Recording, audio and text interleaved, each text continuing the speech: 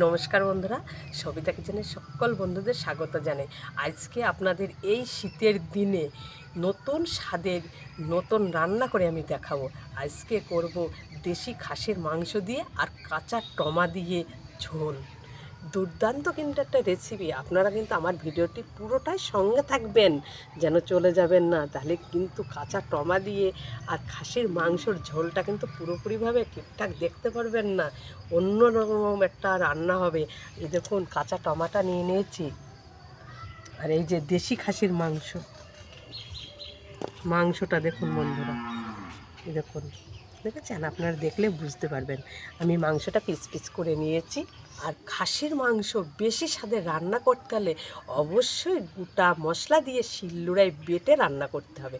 তার জন্য আমি এখানে সমস্ত গোটা মশলাগুলো নিয়ে নিয়েছি।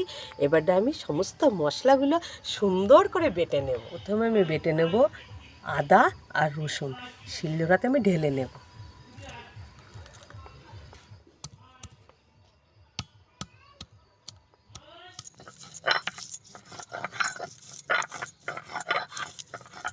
সুন্দর করে আদা রসুনটা বাটা হয়ে গেছে, আমি তুলে নেব।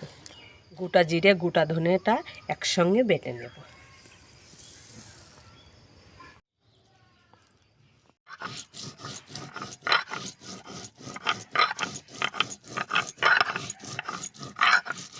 গোটা জিরে গোটা ধনেটা আমার সুন্দর করে বাটা হয়ে গেছে, আমি তুলে নেব।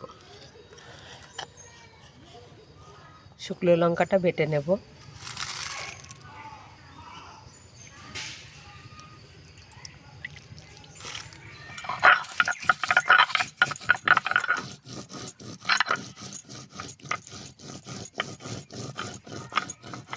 বাটনা যদি হয় চন্দনের মতন, তবেই হবে রন্ধন।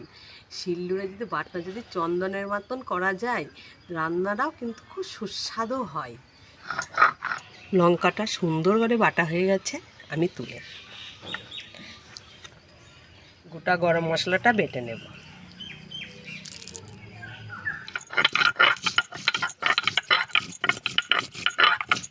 গোটা গরম মশলাটাও আমার বাটা হয়ে গেল, আমি তুলে নেব।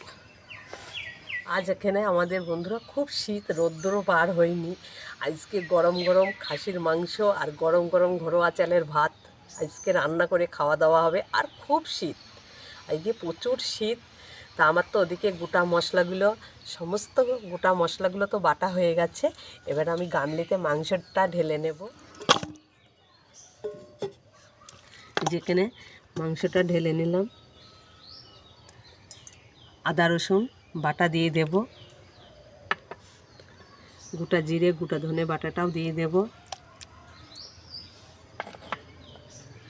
লঙ্কা বাটাটাও দিয়ে দেব,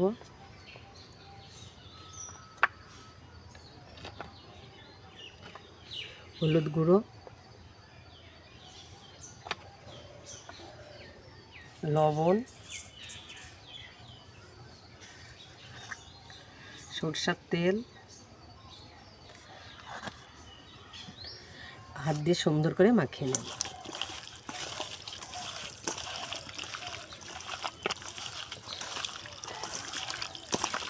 আমি হাত দিয়ে সুন্দর করে মাখিয়ে নেব এইভাবে কিছুক্ষণের জন্য।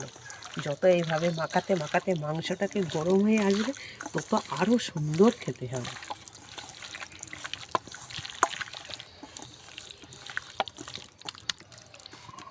কিছুক্ষণ মাখিয়ে নিলাম, এবার আমি কিছুক্ষণের জন্য চাপা দিয়ে রেখে দেবো। নানার পরে কড়াটা বসিয়ে দিয়েছি, কড়াটা গরম হয়ে গেছে। মাংসের আলু ভাজার জন্য কড়াতে দিয়ে দেবো আমি সরষের তেল। মাংসের আলুগুলো এইভাবে পিস করে নিয়েছি, পরিষ্কার করে ধুয়ে নেওয়া হয়েছে। আমি তেলটা গরম হয়ে গেছে, তেলে দিয়ে দেবো আমি।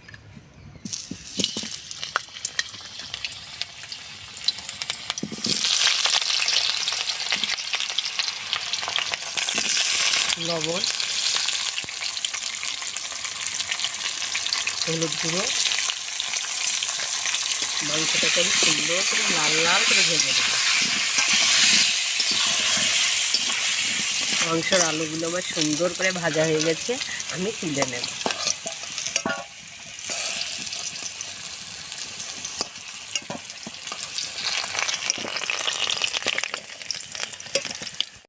কাঁচা টমা দিয়ে খাসির মাংস রান্না করব, তার জন্য আমি কাঁচা টমাটা কেটে নেব।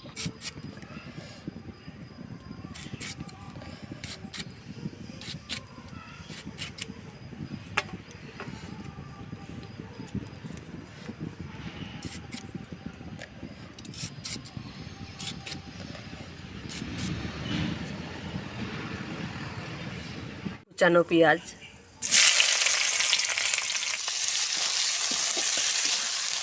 মাংসটা তো খুব সুন্দর করে মাখিয়ে রেখেছিলাম, এবারে চর্বিগুলো আমি তুলে নেব।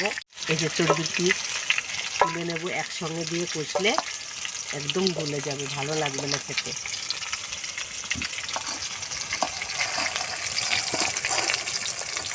কাঁচা টমেটো আমি পেঁয়াজ কুচির ভেতরে দিয়ে দেব। হলুদ গুঁড়ো,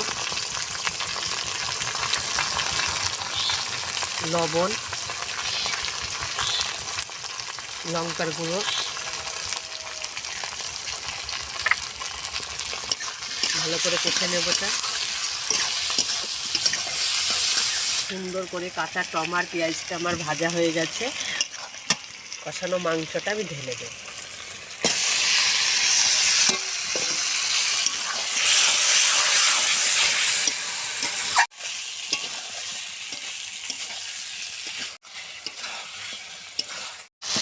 মাংসটা আমার সুন্দরভাবে কষানো হয়ে গেছে, দেখুন কত সুন্দর একটা কালার এসছে আর দারুণভাবে কষানো হয়ে গেছে। আমি জল দিয়ে দেবো, জল কিন্তু গরম জল দেবো আজকে মাংসতে। গরম জল করে নিয়েছি, এই গরম জলটা দিয়ে দেবো।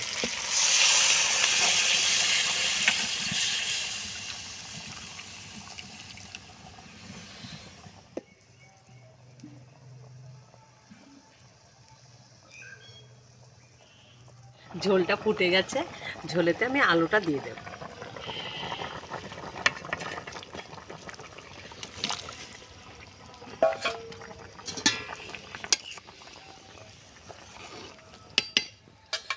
মাংসটা আমার সুন্দরভাবে সিদ্ধ হয়ে গেছে, আলু মাংস সুন্দরভাবে সিদ্ধ হয়ে গেছে। যে চর্বিগুলো আমি রেখে দিয়েছিলাম সেই চর্বিগুলো আমি এবারে দিয়ে দেব। এই যে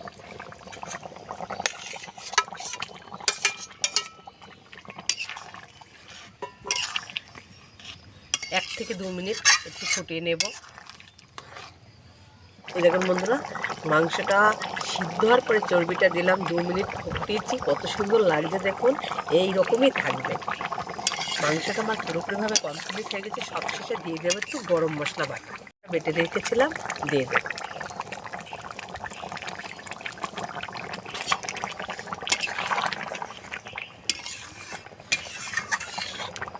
নামিয়ে নেব। টকবক টকবক করে ফুটছে বন্ধুরা।